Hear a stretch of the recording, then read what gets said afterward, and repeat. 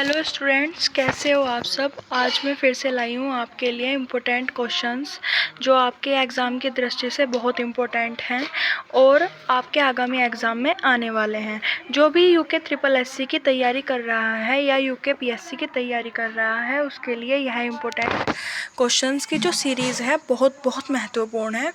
उसको यह question series लगातार कई बार देखनी चाहिए क्योंकि यही क्वेश्चन है जो एग्ज़ाम में हूबहू पूछे जाते हैं। आज इस सीरीज़ में आपको मिलेंगे उत्तराखंड के प्राचीन राजवंश थे जो कि कुनिंद, कार्तिकेयपुर, यौध्या, उनसे संबंधित जितने भी क्वेश्चंस थे वो सारे मिलेंगे। तो चलो शुरू करते हैं। आज का पहला क्वेश्चन है, अल्मोड़ा मुद्राएं किस साम्राज्य से संबंधित हैं। तो इसका ऑप्शन ए है शाह से, ऑप्शन बी अशोक से, ऑप्शन सी मौर्य से, ऑप्शन डी कुनिंद से। तो इसका आंसर बताइए क्या होगा। अल्मोड़ा मुद्राएं किस साम्राज्य से संबंधित है। तो सबसे ज़्यादा जो अल्मोड़ा मुद्राएं मिली हैं वो ये भी एक क्वेश्चन बनता है कि किसकी सबसे ज़्यादा अल्मोड़ा मुद्राएं मिली हैं। तो वो मिली हैं हमारी अमोघबुति की। और अमोघबुति किससे संबंधित था। तो ये था हमारा कुनिंद वंश से। कुनिंद वंश की अल्मोड़ा मुद्राएं हैं हमारी कुनिंद वंश की। मॉर्फोलॉजी ऑफ कुनिंदा काइंस किसकी रचना है। ऑप्शन ए अलेक्जेंडर कनिंघम की, ऑप्शन बी यशपाल कटोच की, ऑप्शन सी एमपी जोशी की, ऑप्शन डी ब्रह्मदत्त पांडे की। तो इसका आंसर होगा एमपी जोशी की। मॉर्फोलॉजी ऑफ कुनिंदा काइंस किसकी रचना है, एमपी जोशी की है। तीसरा क्वेश्चन है, छत्रेश्वर जिन्हें भगवान शिव के रूप में पूजा जाता था निम्न में से किसके अधिष्ठ देवता थे।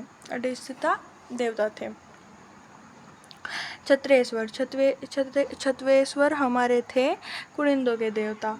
ठीक है, छत्रेश्वर जिन्हें भगवान शिव के रूप में पूजा जाता था वो कुनिंदों के देवता थे। ठीक है, बड़वाला यज्ञ वेदिका का निर्माण किस शासक के द्वारा करवाया गया है। बहुत मोस्ट इम्पोर्टेंट क्वेश्चन है, कई बार पेपर में आ रखा है।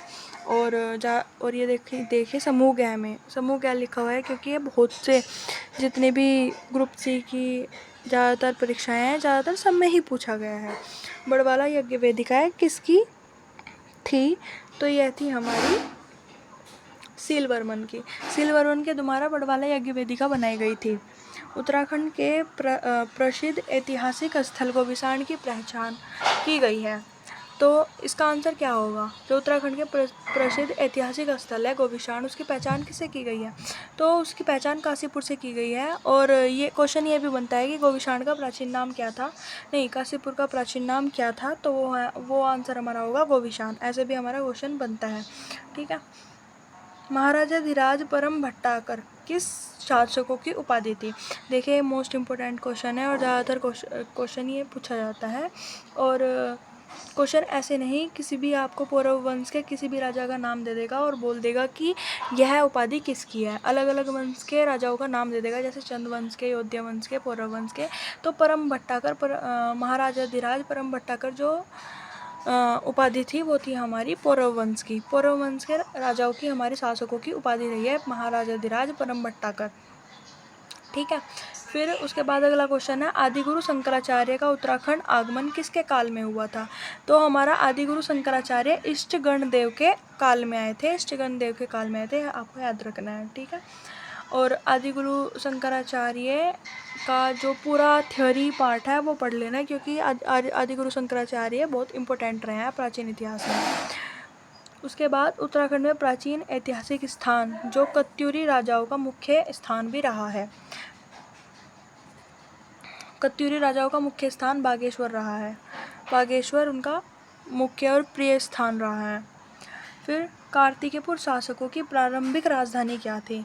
ये कार्तिकपुर ये ग्रुप सी में भी पूछा गया है और यूकेपीएससी आरओ में भी पूछा गया है 2021 में, और ग्रुप सी में भी ये क्वेश्चन कई बार पूछा जा चुका है। कार्तिकेयपुर शासकों की प्रारंभिक राजधानी थी कार्तिकेयपुर ही उनकी प्रारंभिक राजधानी थी। और ये क्वेश्चन घुमा के पूछता है। ये तो यूकेपीएससी में तो सीधा स्टेटमेंट देता है, परंतु जो यूके SSSC है और ग्रुप सी का जो एग्ज़ाम है उसमें घुमा के पूछ लेता है। किसी भी कार्तिकेयपुर का जो पहला राजा रहा है उसका नाम दे देगा और फिर उसकी राजधानी दे देगा कि क्या रही है। तो पहली राजधानी इनकी कार्तिकेयपुर ही रही है, ठीक है। उसके बाद क्वेश्चन आता है हमारा 10, किस वंश को उत्तराखंड का प्रथम ऐतिहासिक राजवंश माना जाता है। तो किस वंश को हमारा प्रथम ऐतिहासिक राजवंश माना जाता है, तो पहला राजवंश हमारा कार्तिकेयपुर है।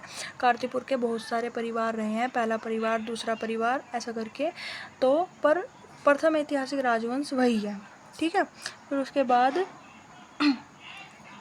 11 क्वेश्चन आया है, निम्न में से मध्य हिमालय का प्रथम ऐतिहासिक राजवंश किसे माना जाता है। निम्न में से हिमालय का प्रथम ऐतिहासिक राजवंश, तो इसका आंसर हमारा कार्तिकेयपुर ही होगा, ठीक है। यह प्रथम ऐतिहासिक राजवंश रहा है, ऊपर भी आपको पढ़ाया, और मध्य हिमालय का भी यही है। उसके बाद क्वेश्चन आता है, कार्तिकपुर राजाओं के लिए कत्यूरी शब्द का सर्वप्रथम प्रयोग किसके द्वारा किया गया था। तो कत्यूरी शब्द का प्रयोग हमारा एटकिंसन ने किया था। सबसे पहले कत्यूरी राजाओं का प्रयोग एटकिंसन ने किया था। उसके बाद क्वेश्चन आता है हमारा, 7वीं सदी के कत्यूरी राजाओं की शीतकालीन राजधानी निम्न में से कौन सी है। कत्यूरी राजाओं की शीतकालीन राजधानी, इंपॉर्टेंट क्वेश्चन है ये, ढिकुली कत्यूरी राजाओं की शीतकालीन राजधानी रही है। और क्वेश्चन एक ये भी बनता है कि कत्यूरी राजा किस शताब्दी के थे, तो वो 7वीं सदी के थे। कार्तिकेयपुर राजवंश का संस्थापक कौन था। कार्तिकेयपुर राजवंश का संस्थापक हमारा बसंत देव था, ठीक है। बसंत देव पहला राजा था कार्तिकेयपुर का। उसके बाद क्वेश्चन आता है 15, कार्तिकेयपुर राजवंश के किस शासक ने परम भट्टाकर महाराजाधिराज परमेश्वर की उपाधि धारण की थी। तो ये बसंत देव ने ही की थी, वो पहला ही राजा था और उसने पहले ही है। सीधी सी बात है, कौन ही ये उपाधियाँ चलाएगा और कौन धारण करेगा। पहला राजा होगा वही उपाधियाँ चलाएगा, वही धारण करेगा, उसके बाद ही तो पूरे वंश में चलेंगी। तो बसंत देव ने ही ये चलाई थी। बसंत देव ने महाराजाधिराज परम भट्टाकर की उपाधि ली थी। 16वां क्वेश्चन है, केदार मंडल पर ललितादित्य के आक्रमण की जानकारी प्राप्त होती है कहाँ से। तो यह राजतरंगिणी से प्राप्त होती है। और ये ग्रुप सी में भी क्वेश्चन पूछा गया है, बल्कि ये वीडियो में भी क्वेश्चन पूछा जा चुका है। और केदार, और ये पूछा जाए ग्राम पंचायत अधिकारी 2018 में भी ये क्वेश्चन पूछा गया था, ठीक है। उसके बाद हमारा क्वेश्चन आता है, महारानी लद्दा देवी निम्न में से किस शासक की पत्नी थी। जो हमारी महारानी लद्दा देवी थी वो कल्याण राज की धर्मपत्नी थी।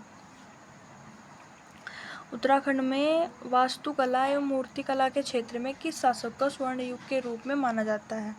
तो वास्तुकला और मूर्तिकला में किस शासन को स्वर्ण युग के रूप में माना जाता है, तो हमारा होगा कार्तिकेयपुर साम्राज्य। कार्तिकेयपुर साम्राज्य में बहुत सी वास्तुकला, बहुत सी मूर्तिकला बनाई गई थी, ठीक है। उसके बाद हमारा क्वेश्चन आता है, कार्तिकेयपुर शासकों की राजभाषा थी। कार्तिकेयपुर शासकों की हमारी राजभाषा है संस्कृत हमारी उनकी राजभाषा रही है। उनकी मुद्राओं पर ज़्यादातर संस्कृत से ही लिखा गया है।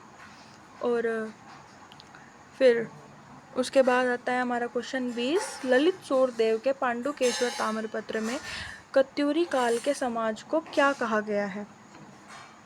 तो ऑप्शन है छत्रयुक्त मंदिर, ऑप्शन बी है उष्ट्रोही, ऑप्शन सी है शिखर युक्त मंदिर, ऑप्शन डी है अष्टादश प्रकृति। तो इसका ऑप्शन डी ही सही है, अष्टादश प्रकृति। ललित सूर्यदेव के पांडुकेश्वर ताम्रपत्र में कत्यूरी काल के समाज को कहा गया है अष्टादश प्रकृति, ठीक है। और मैं बता दूं, जो हमारे पौरव वंश थे उनके जो पौरव वंश के द्वारा कर लगाए गए थे, सॉरी उसके कार्तिकेयपुर राजवंश के द्वारा जो हमारे कर थे, और कर भी थे और कार्य भी थे, और पद का नाम था जो, वो भी बहुत इम्पोर्टेंट है। अगर आप उनको याद नहीं करेंगे तो आपका उसमें से 1 या 2 क्वेश्चन ज़रूर पूछे जाते हैं। किसी भी एग्ज़ाम आप देख लीजिएगा, उसमें से एक क्वेश्चन ज़रूर आएगा। तो आप उनके जो पदों के नाम है, पदाधिकार हैं, वो आप पूरी लिस्ट याद कर लीजिए। अगर आपको चाहिए तो मैं प्रोवाइड करा सकती हूँ।